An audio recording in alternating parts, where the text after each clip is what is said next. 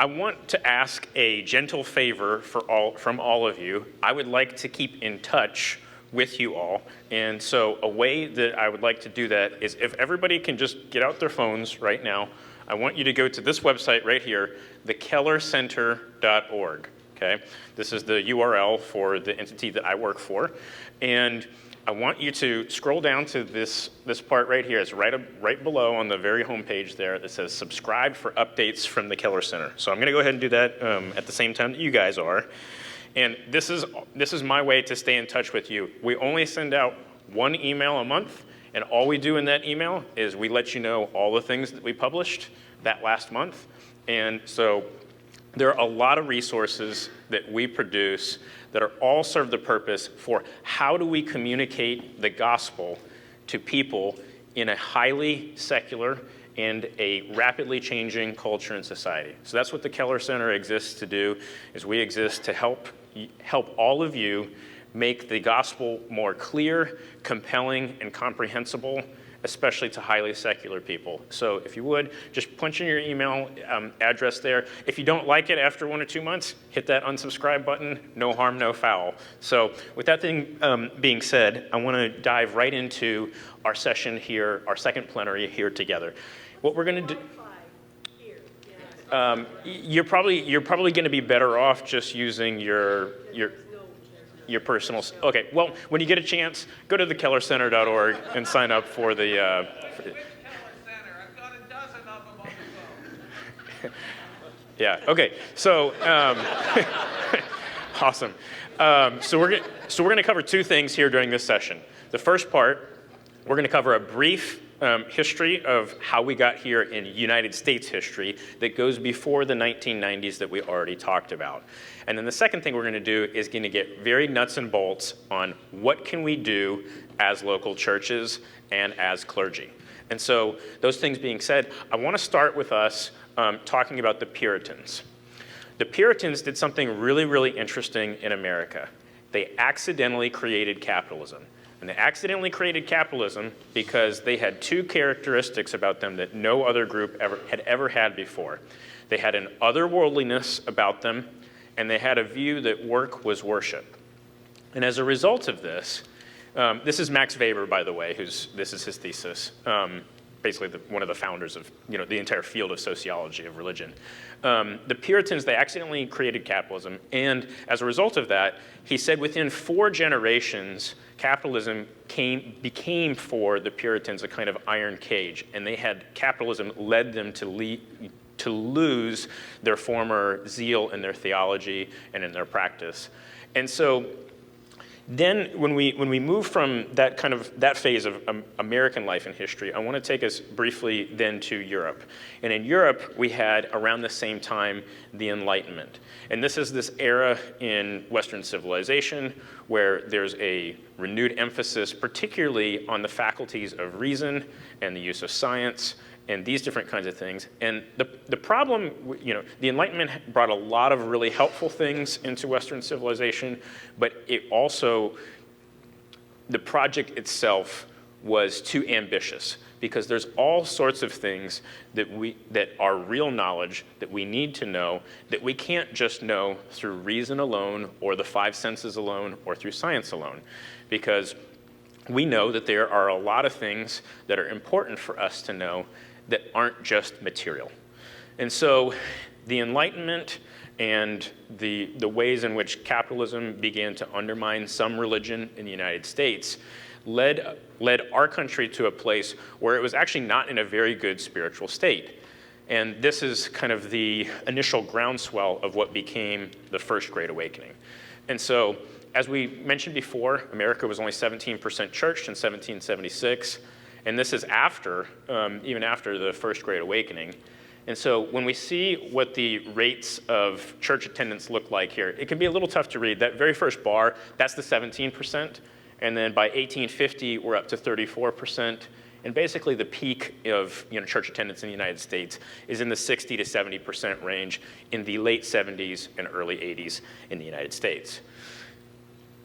In addition to this, around the time of our founding, Jim mentioned Thomas Jefferson before, and that kind of key edit to the Constitution from sacred and undeniable to, what was the exact wording, Jim? Sacred, from we hold these truths to be self-evident. Yeah, to self-evident. And so as a result of that, Jefferson spent a lot of time in France, and a lot of the ideas of the French intellectuals of that era kind of became imported into academia and as well as American political and civil life and thought. And so at the time of 1776, there were 3 denominations in the United States that were overwhelmingly dominant in the country.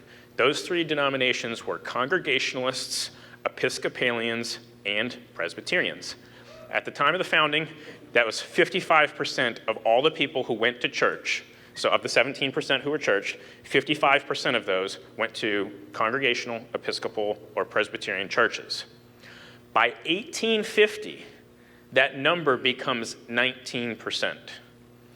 At the same time, in 1776, Baptists and Methodists were 19% of the country, and by 1850, Baptists and Methodists were 55% of church attendance. So basically, the Congregationalists, Episcopalians, and Presbyterians go from 55% down to 19%, and the Baptists and Methodists go from 19% up to 55% from 1776 to 1850.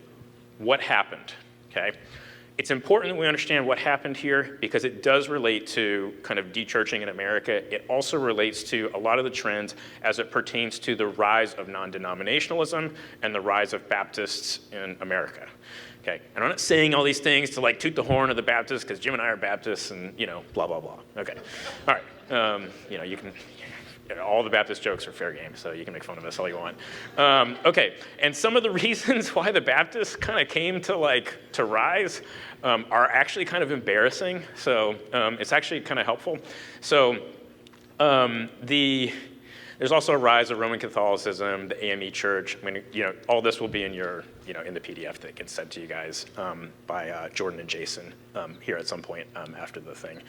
But basically, what happens is, as the Western frontier moves west in the country, the Baptists and Methodists adopt new strategies and tactics that rapidly end up planting churches. And the predominant strategy that happens during this time from 1776 to 1850 is the circuit rider strategy. And so if you know this era of American church history, what happens is you have these circuit riders who will plant 10 to 20 churches, and they will preach at 10 to 20 churches on a weekly basis, and they just go from one to the next. And when you think about, and these are churches that meet in fields and barns and people's homes, these different kinds of things, there's no overhead, okay? In addition, the Baptists and Methodists had no theological training. And the people who were attending these things, these were people who were not college educated themselves. They did not value those things, and they wanted people who were essentially lay leaders to be leading them. And so what happened especially in New England, where that was the kind of hotbed for Congregationalism, Episcopalianism, and Presbyterianism, was there was a high value for theological education, and those traditions were also relatively hierarchical in terms of their polity structure. Now, Methodism, being downstream from the Church of England, had some hierarchical nature to it, but it didn't have necessarily the same theological education value to it that the Congregational, Episcopal, and Presbyterian denominations had. The Baptists didn't have the value for the education, nor did they have a hierarchical system in terms of the ways in which those Baptists function. In the Baptist polity, every single local church is an autonomous local church.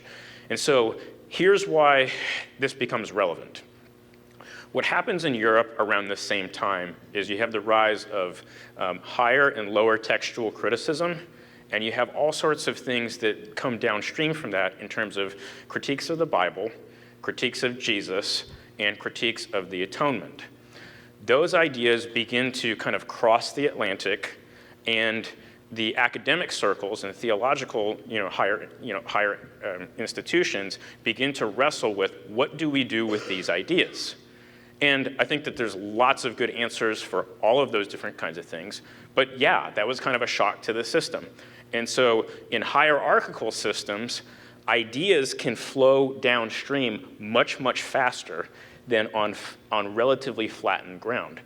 And so the individualism that you found among Baptists, the autonomy of local churches that you found among Baptists, and frankly, the anti-intellectualism that you found among Baptists, in many ways safeguarded them from the higher and lower textual criticism and the theological liberalism that had been being imported from continental Europe, and particularly many of the schools in Germany. Okay, that's a lot. Here's what happened. The Methodists began to, because of, as congregations are beginning to wrestle with the implications of these things, you end up with a greater divergence between the congregation and especially highly educated clergy. And so in the Methodist denomination, this is when when decline began to begin, because many of the people who had been in these Methodist circles, they were not on board with some of the ideas that had been being imported over from Europe. And so what happens is the Baptists and the Methodists end up flip-flopping.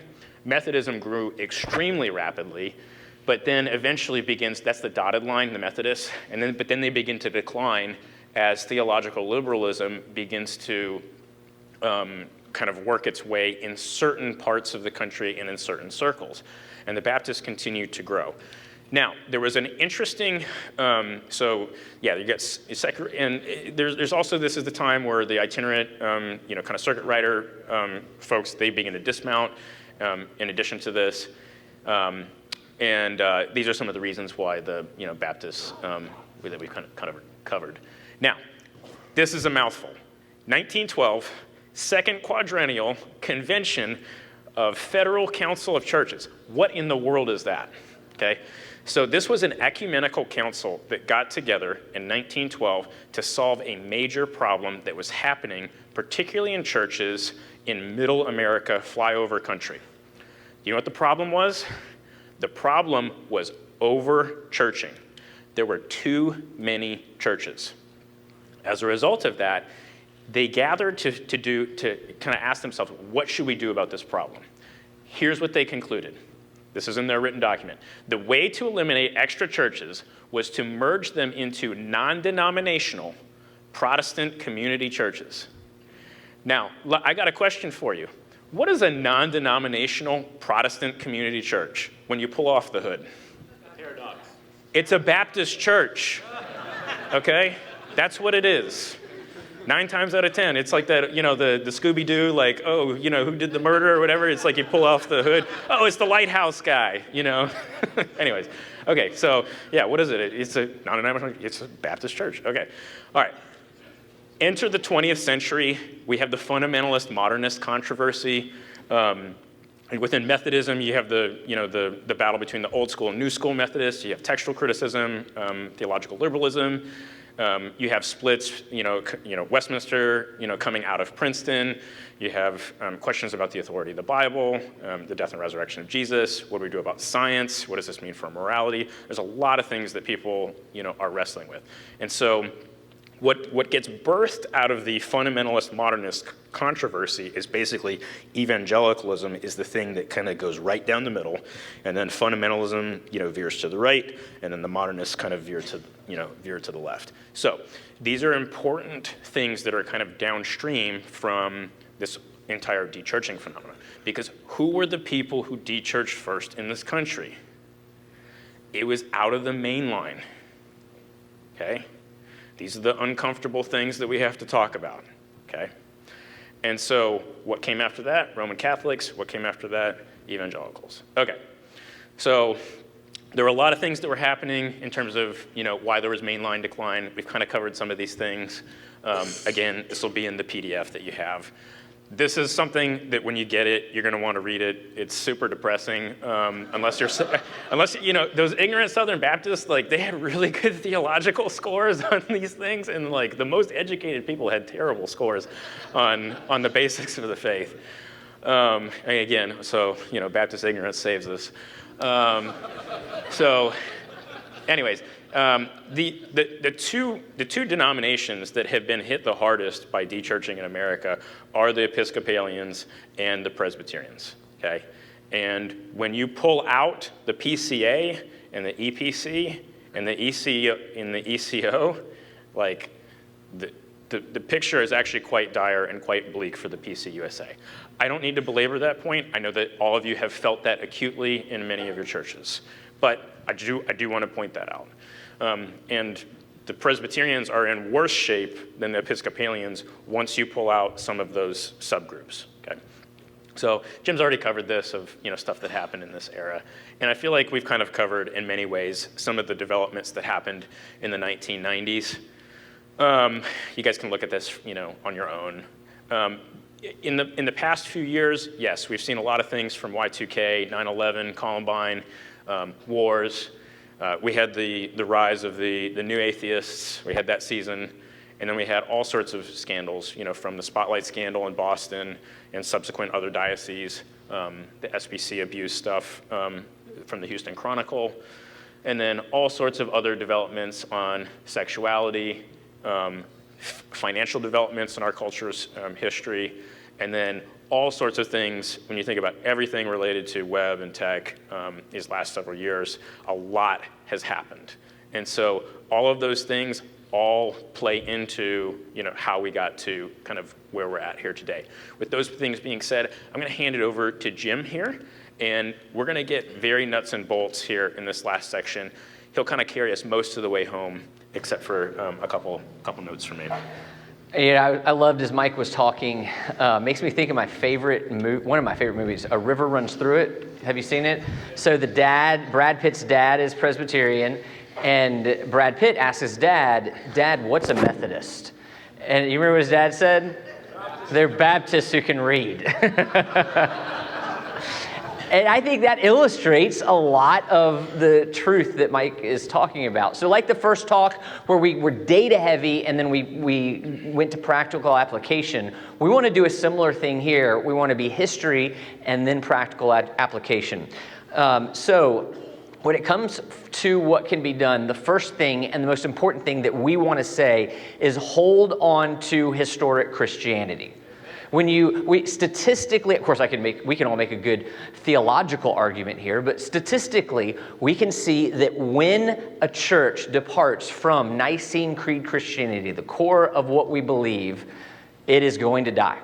We just don't see any exceptions to that data. How fast they die could be 2 generations, 3 generations. It depends on a lot of factors, but that church will die. There's no, in the Episcopal Church and the Presbyterian Church show that.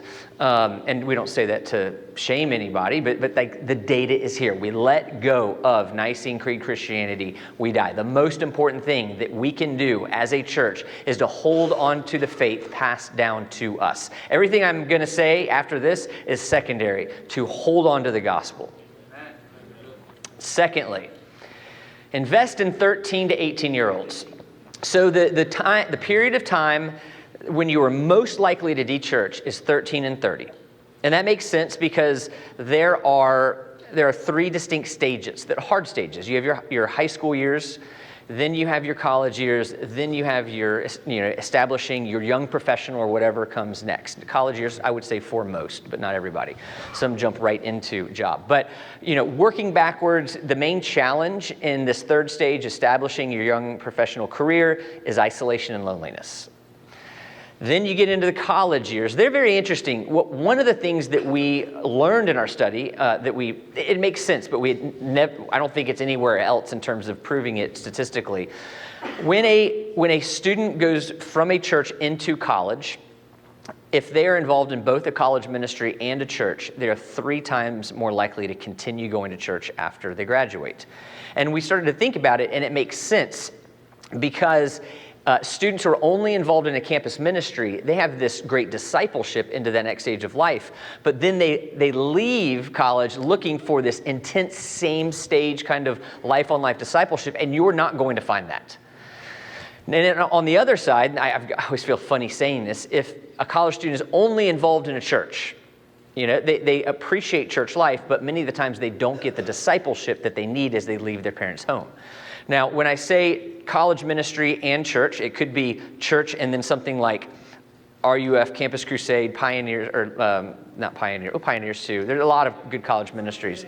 What's yours? Navigators. InterVarsity is a good one. So there are lots of good ones, but it could also be a church that actually does both. So we want to be careful in the way we say that.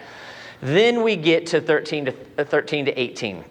I'm very passionate about this. I'm not going to hide the fact I have 3 teenagers in this range. I have a 10-year-old coming up. Our belief is the earlier we invest, the better. And so we did a lot of studying in our survey about the people who had de-churched, about their experiences in high school, in their homes, and they had a lot to say. They would say things like, we didn't use the words fruit of the Spirit, but we used the categories of the fruit of the Spirit. My parents didn't exhibit the fruit of the Spirit. My parents seemed to care more about politics than religion. On the church side, they would say, on one side,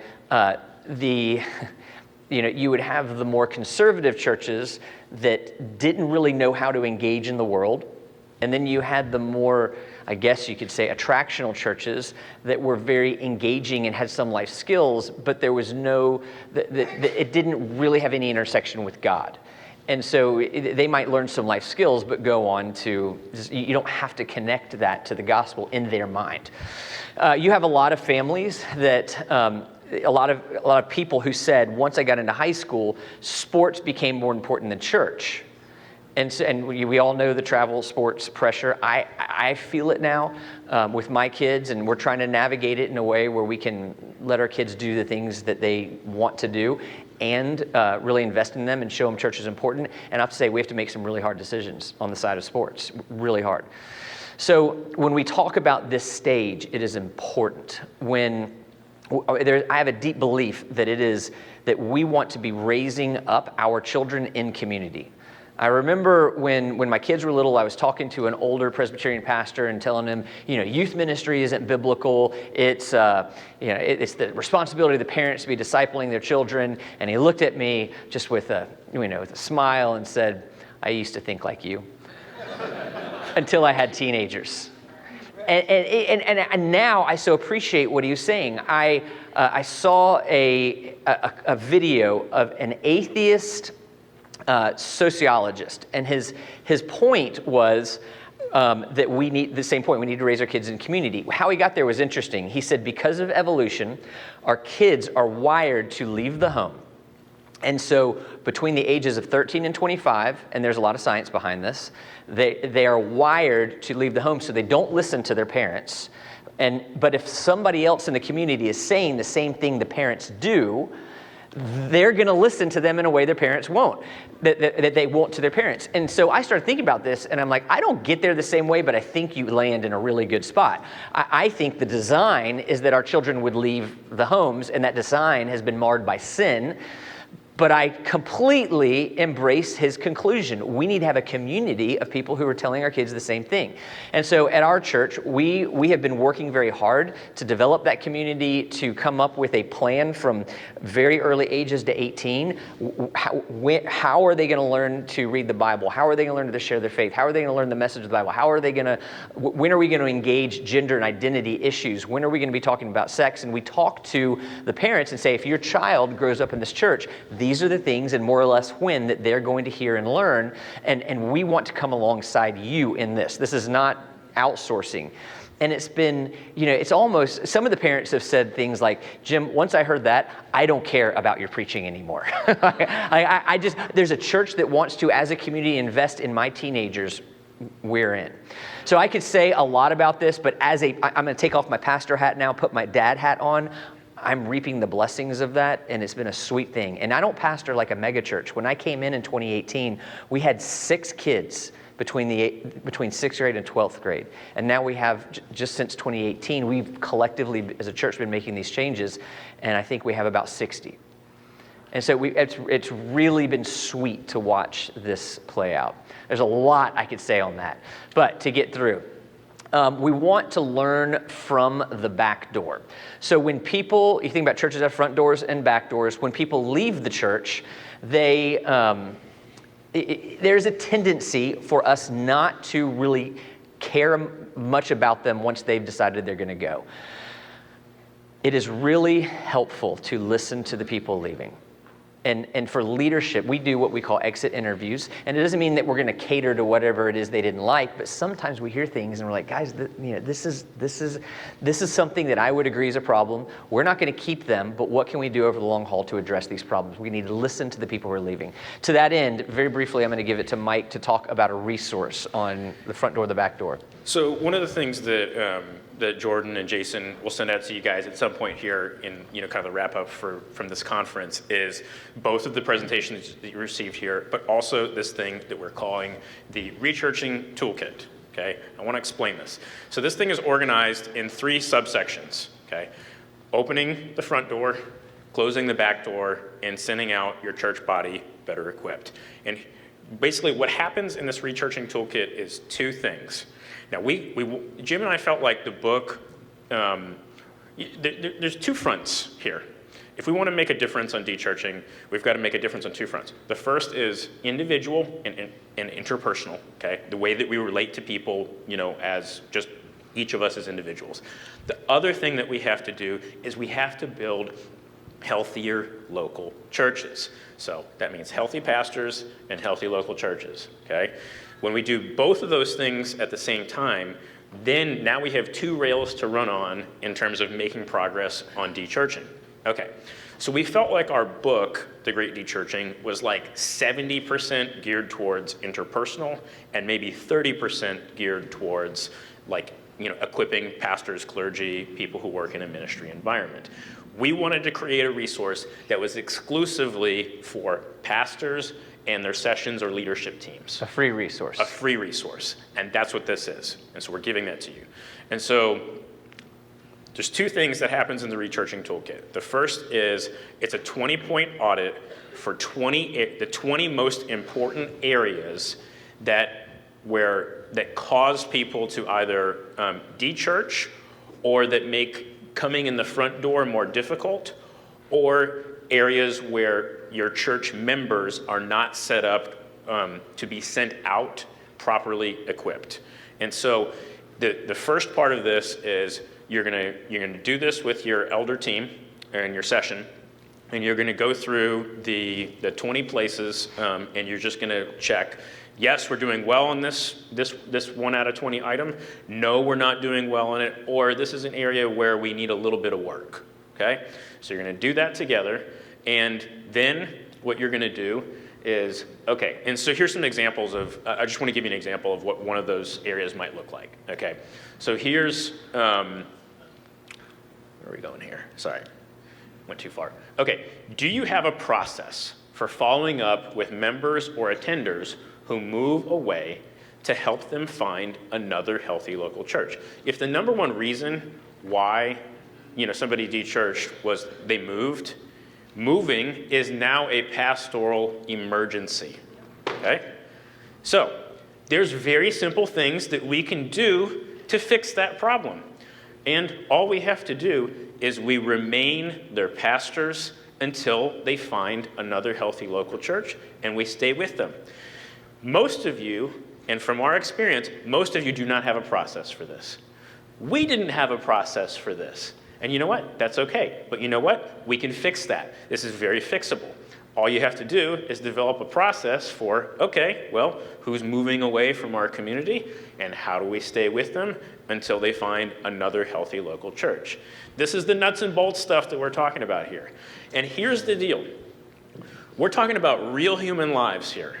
We're not just talking about those households that are moving, that are now at risk of dechurching. You're talking about the entire generational lines that come from those households for generations. A little bit of work on your part, on this front, on these things, could make a difference for many, many generations. And you don't know who's going to come from, these people and who their ancestors or, and progeny are going to be. Anyways, so can we put that slide back up? And so what happens so when you come to areas on this, when you do this audit, it takes you 10 minutes as an elder team to look at this and identify the areas where we're good, we need a little bit of work, or we're doing, we got nothing, okay? So then what I want you to do is spend 30 minutes on your session per month, okay? Just 30 minutes per month. Find the easiest of the 20 areas that needs work, or you need to start from square one, and begin to tackle those things 30 minutes at a time. If it takes you 5 to 7 years to, at this pace to do that, that's fine. None of these things have to be fixed, like right away. But the good news about institutions is when you make a difference, your church is an institution. And when you make a difference on an institution and you set your church on a particular path, guess what? 10, 20, 30 years from now, it's probably still on that same path. And when you build healthy systems and healthy processes to be a better and healthier local church, that is fruit that is going to be, those are systems that are going to bear fruit long after you are there, and you may be even dead and in the ground.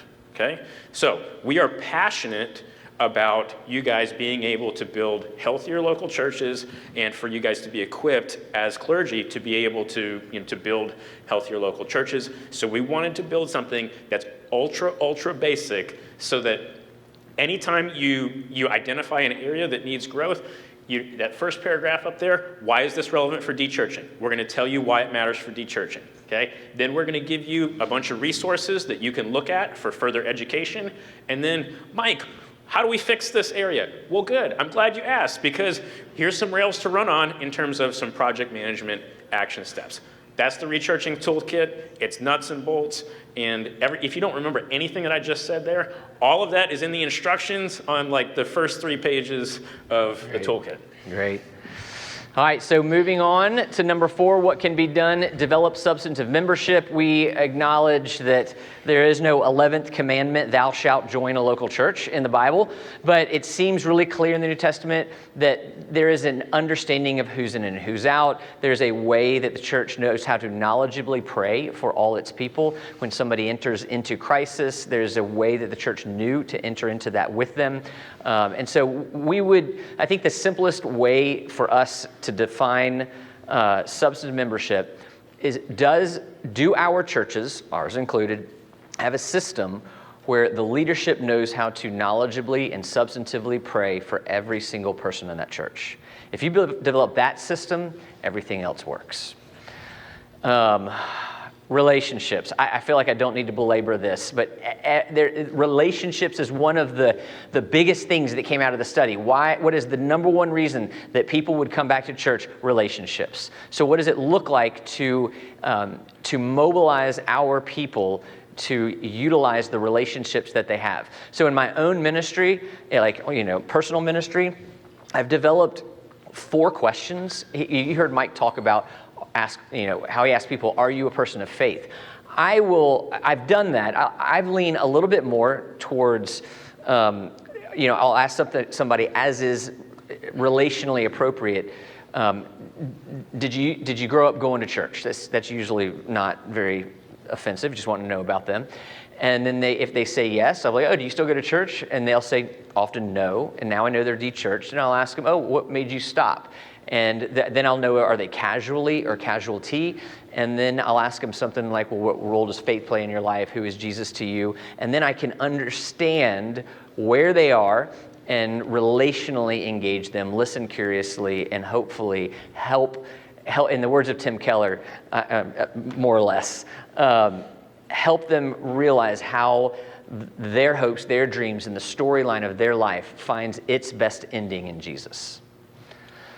Number 6, know when people at risk of dechurching. We've kind of talked about that, but people in our context, and between the ages of 13 and 30, when they go through these life changes, they become a single parent for whatever reason, get a divorce, lose a job, that is an emergency, and we have to have a system to make sure that the church is engaged at that point in time. Number 7, know when people are at risk of dechurching. Front door. So the back door, you think about people leaving. The front door, you think about people coming in, maybe moving into your context. So in Central Florida, it's more receiving than sending at this point. And so we have begun to think about how do we mobilize these points of first contact for somebody moving to Central Florida.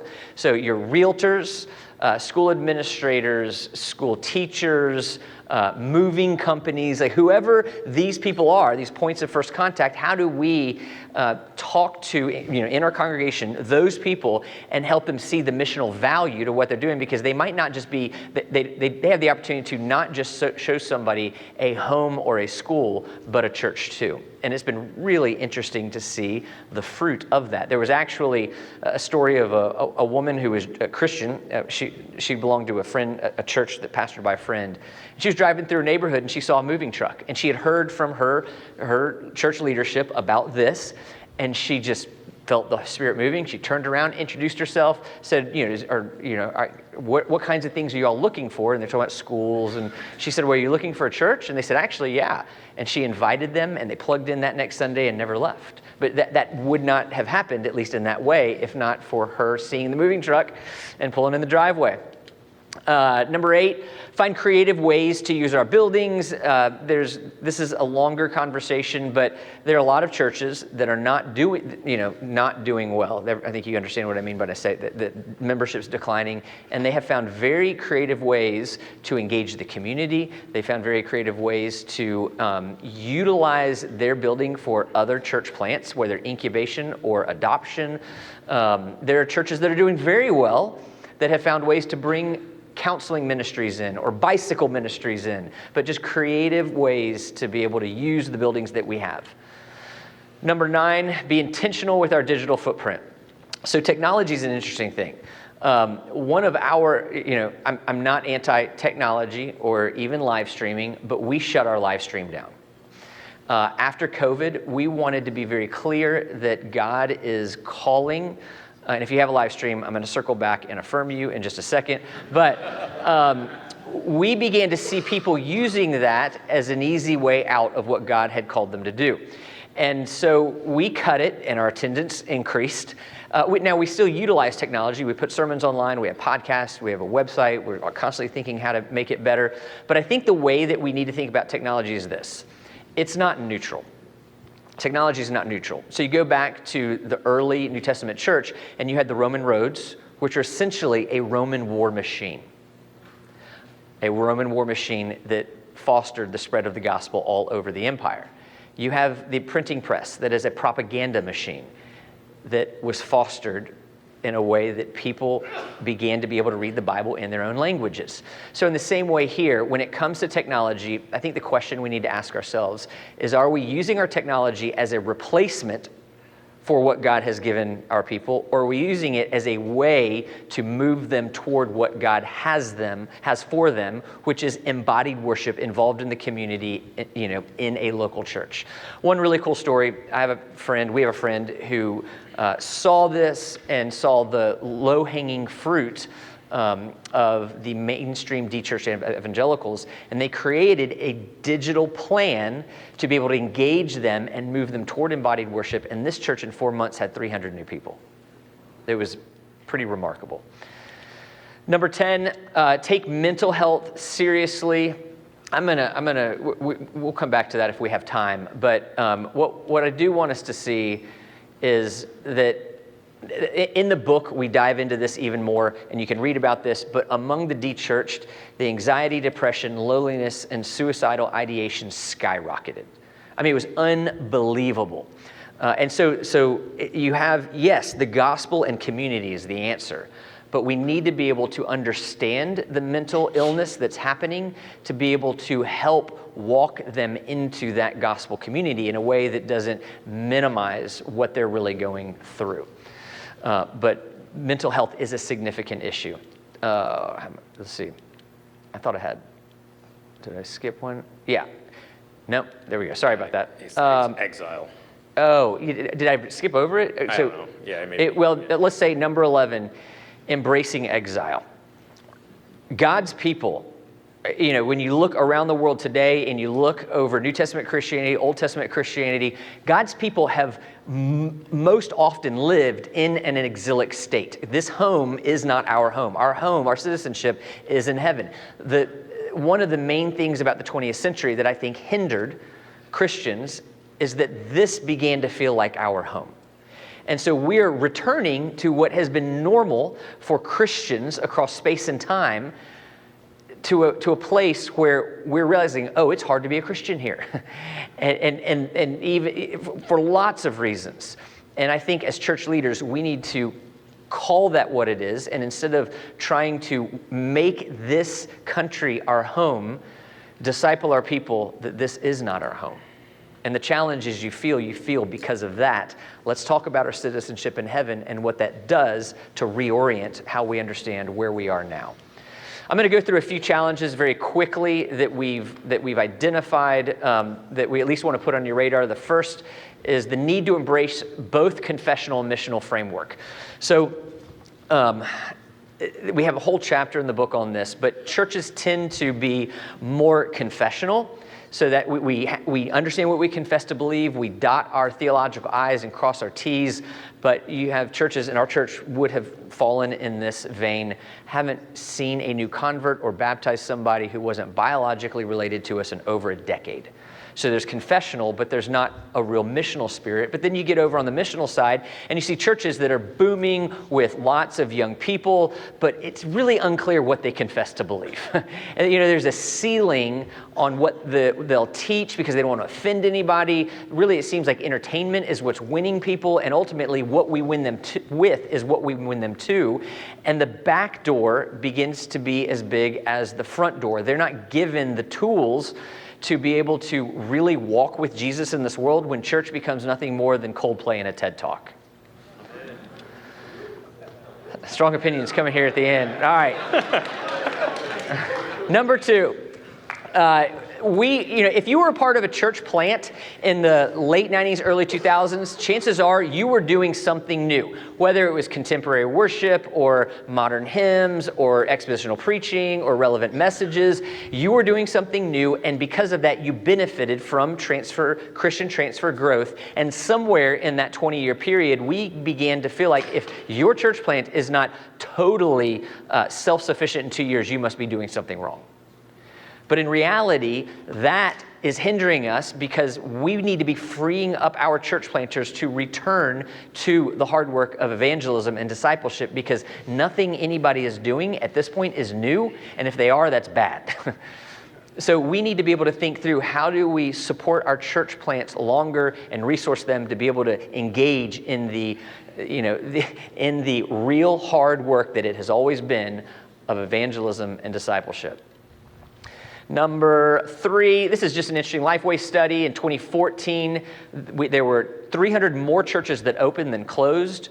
By 2018, you had an 1,800 church swing. There were now 1,500 more churches that closed than opened. And that study was done pre-COVID and has not been repeated. So I would have to imagine we're now looking in the 3,000 plus range, closing rather than opening. Number 4, we do think we're going to see a hollowing out of the middle-sized churches because of the amount of money that it takes to have a trained pastor, married with children, and all the cost that is in a certain part of town, and a worship space that can take care of children. You can typically do that under 100 and over 400, but in between, I think we are going to be seeing that size disappear if we can't do something about it, which is really difficult for the kingdom, because that size church has incredible kingdom value, because you can be known in a way that you can't in the bigger churches, and you can be resourced in a way that you can't 100 or less. That's going to be a challenge. And then, so I've said that one. How about this? Let's land the plane here. I feel like we have enough for questions, and I want to help keep you all on schedule. So Jason, come on up, and we'll do Q&A from here.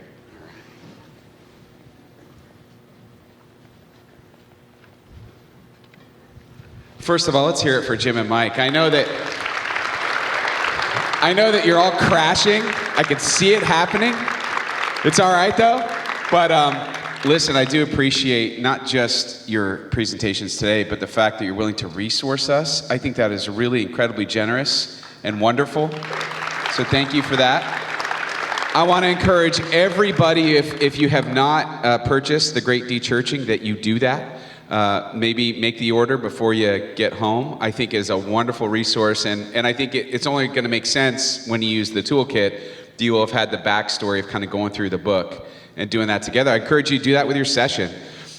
What I discovered was doing things like this with my session, what's interesting is it sort of takes the pressure or the feeling of blame off from the leadership. It's like they feel like, okay, well, it's not entirely our fault. Things are the way they are. It's culture has changed, and this is just what's happening. So, but then the most important thing, what are we going to do about it? What are we going to do about it? All right, so we got some questions here. We're trying to make the most of it. Can someone tell me when it's 3:57? Thank you, because I'll need to stop asking questions at that point. Thanks. All right, question 1.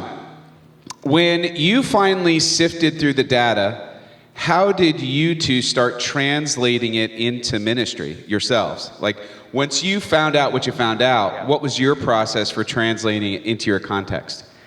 Well, there's a lot of things that we started doing. The 18 and under, we began to think through a whole lot as we saw the data on people leaving in that stage. I began in my preaching to talk more about embodied worship and like what it means, how that's different than any other great resources we have. We did start trying to, some of those things I said, mobilize people who were our people who are seeing, who are the first points of contact. We also see the crisis of the next generation of leaders in the church. Seminaries are decreasing in number. The students who are there, even though among the students who are there, there's a rapid decrease of the number who want to be a senior pastor in some context. And then on top of that, you have an entire generation of pastors in the baby boomer generation that are retiring, and there's just not the replacement. So we started a pastoral residency program, partnered with Reformed Theological Seminary in Orlando to be able, not unlike a medical residency, to help bridge the gap between the academy and the field. So we have 2 at every time for its 3-year job to try and train up and raise the next generation of senior pastors and church planters. So there's a number of things that we've done. I don't know if anything else comes to your mind. I went through all 600 data points that we asked and asked myself the question, which of these data points has an impact for the institutional local church? And that's where kind of the toolkit came from, of like, okay, which of these things are people reacting to that impact how we do church? And then it kind of became obvious that this was like impacting front door, back door, and then making sure we send out our people better equipped relationally. So that's where the toolkit kind of came from. So that's how you framed it? Yeah. That's how you framed it with your congregation? Yeah. That's great. That's super helpful. Let's see. What was the most disappointing and the most exciting discoveries through the data? I think what we covered, disappointing, was that our thesis was true. We're in the largest and fastest religious shift. Exciting, how many people are willing to return today? Yeah. I would say the other thing that was exciting from that, and it's not from the research itself, but it's come from us having conversations with people after they've interacted with the content, is how many people, and we didn't say this anywhere else, and I can't believe we haven't done this, and this is the most important thing probably that you can take away from everything. And so That's a big buildup. Let's hear it. So we want to inspire all of you to do one thing, and that is to take relational risk. You don't realize it because most of it is unconscious and subconscious, but like fear of man drives all of us, and we all have it. And so one of the things that I hope that we've demystified in all the stuff that we've talked about here is that talking about Jesus or church or faith is not going to end most of your relationships. And for most people, it's probably going to move you closer to them, and they're going to appreciate that. People want more relational intimacy and not less. People want more substantive conversations and not less. okay? And so we want to inspire you to take relational risk. And what we've been encouraged by is that as people have been doing that, guess what? We get to hear all these amazing stories of even in our own church. We had one of the elders in our church 10 years ago was de-churched. Somebody in our church invited that person to church, and within 3 years, that man and his wife, he was an elder at our church. So there's just all these amazing stories. We'll make anybody an elder. Yeah. He was qualified. So there's just all these amazing, encouraging stories of when people take relational risk and find obedience to the Spirit, God moves. Yeah, amen. This is a quick one. If we know of another church interested in the toolkit, are we free to share it? Yes. Or should we direct them to you? No, it's free for everybody. Free for everybody. Awesome. Yeah. Share it with Awesome. anybody. And speaking of resources, remember, we're going to have videos of these presentations available through the fellowship. So you're going to be able to watch them, show them to elders. I mean, it's going to be, you're going to have a whole bunch of stuff, not just the PDFs that are getting sent. You're going to have a whole bunch of resources when you get back to your church. I thought this question was really interesting because I know a lot of people are asking it, if not out loud, in their heads. In embracing historic Nicene Christianity, should Presbyterians, or any historic Protestant expression, embrace their historic and traditional ways of expressing the gospel and not attempt to cater to a more contemporary style in the hope that they will gain new or young members? Yeah, I think this is a great question. There is a noticeable return towards expressions of Christianity with deeper historical roots among the younger generations. So be encouraged by that. This table here, it looks like y'all. I mean, this is a thing.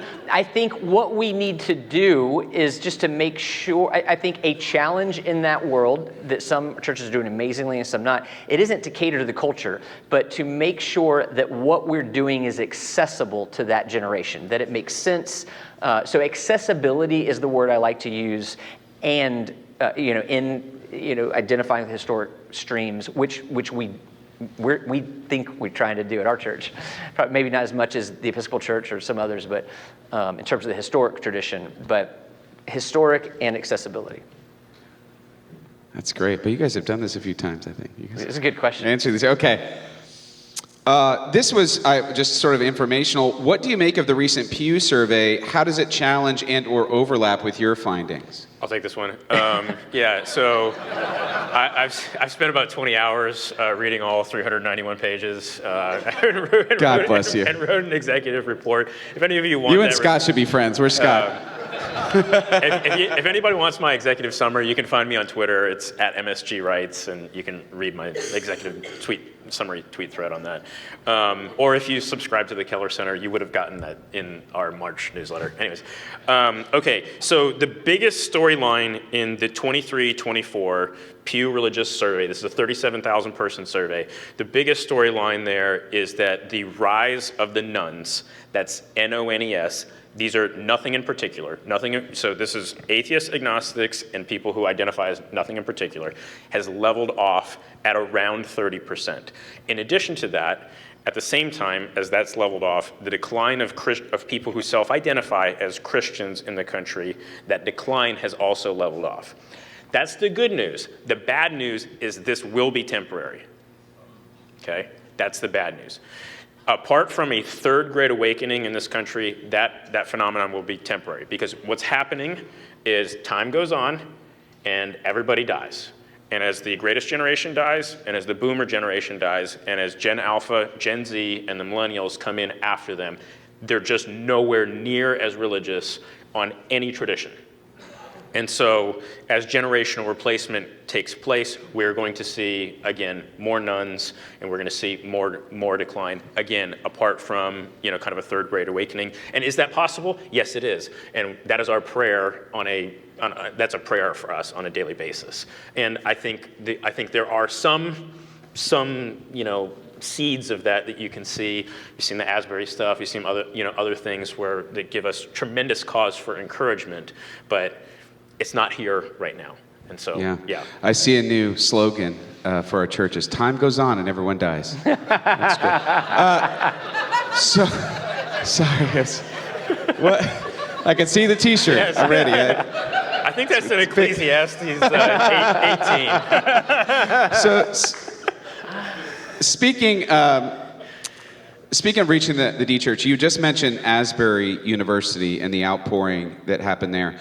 It seems to not be an isolated phenomenon that is happening across the country. Can you say a little bit more about what young people are, certainly young people are craving Jesus Christ and they are finding him, but can you say more about that in light of all of the research that you've talked about? I have so many thoughts on this. Well, give us a few. Yeah, give us a few. I think this is good. Okay. This period of life that we're in Western civilization, in America, it's not livable. Okay? It's just not livable. Okay? All the things that people kind of put their hope for in, whether that's money or my political tribe or technology, every single thing that has been, or ads or products or materialism, all of these things have shown us very vividly in all sorts of different ways that, if I put my hope and trust in this thing, it's overpromising and it's under-delivering.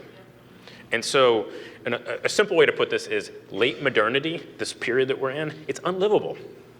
And so I think the people who feel that most acutely are young people, because they look at what we're seeing and they realize, this is full of crap, okay? And this is not working. And so I need something else. Okay, and we all, and so this is just Charles Taylor. Charles Taylor talks about how, the cross pressures of modernity, and he talks about this idea of the immanent frame. Those are big ideas, but basically here's the idea. We all know that there's more to life than just the five senses and material things. We know that there is transcendent reality. We all know it. We know it in our hearts. The heart has, Pascal, the heart has reasons that the mind knows nothing of. Okay, we know this. And so as a result of that, we all know that all these things that everybody's putting their hope and trust in, we know that it's hollow. And so this is why very surprising people are beginning to say, you know what, this isn't working, and I'm actually going to go back to these old traditions, these time-tested paths of people that have gone before us. And I think we're going to see many more people who are surprising converts to Christianity, because life in the West right now is just not livable. And we all know that we need hope, and we all know that there's a transcendent God who's moved in history and done great things for us. Wonderful answer. Yeah. Standing ovation. What? That's amazing. We have time really for one more. So I just want to, in all of this, as churches have, I'm sure you've heard from churches about this in response a little bit. Have you heard of what are some methods of reaching the D Church that stand out to you that seem to be working right now? Are there any sort of connect the dots between those things that seem to be having an impact? Or maybe the numbers just aren't out yet, but I was just curious as to, or this person was curious as to what's it looking like? Yeah, some of the things that we're doing and seeing is just mobilizing our people to engage those third spaces, to engage the people in their neighborhood, in their gym, in their work, and do it through curious listening. Because what we saw in the 20th century was beat them with truth. Yeah. And the gospel in the Bible is true, but we lost the good and the beautiful along the way. And so you can see it in our apologetic methods, in our sermons, in our evangelistic tracts. It's all about what's true, and we're going to prove it to you that's true. And I just don't think that, I think that worked because of the unique, fruitful season that the 20th century was. I came to faith through a Bill Bright Four Laws tract. But I think the future in harder soils, if you've been overseas, you've experienced harder soils. And the skill sets of a counselor are going to be more of the apologetic that I think we see fruit in. And just really being interested in somebody's life And you don't, some people are naturally curious, some people aren't, but I found we can train ourselves to be curious. And I can say, what does it look like to be curious? And draw that out of you. Then I know you, but if you are like 98% of the people, at some point you're going to turn it back on me. And you're going to ask me questions and give me a way to talk about the gospel now that I understand you. So there are lots of things that I could say. The thing I'm most passionate about is that, mobilizing our people to become curious listeners with the people they're already connected with. That's awesome. Well, thank you guys so much for being here. Thanks. This has been amazing. It's been a joy. Thank you. All right. Hey, let's pray, and then we're going to hear a little bit about what's going on tonight. But Lord, we give this all to you today. There is so much to consider, so much to think about, but if we seek first the kingdom of God, all these things will be given to us as well. If we keep you our number one priority and your righteousness, everything else is going to work out. Denominational realities, challenges, de-churching. Help us as pastors and elders. Help us to do the important work of seeking you first. If we could just help our churches seek you first, we are going to get healthier. We are going to do better at reaching. Because seeking you first means that we are self-sacrificing for the sake of you. Not my will, but yours be done. It gets us out of our comfort zones. It gets us curious, asking questions, knowing people without agenda or timetable for their salvation, building genuine friendship out of love. Help us to do that. Bless Jim and Mike as they continue their ministries. And bless us as we transition from all the learning today into some really great time of fellowship. May that be sweet. We pray all of this in Jesus' name. Amen.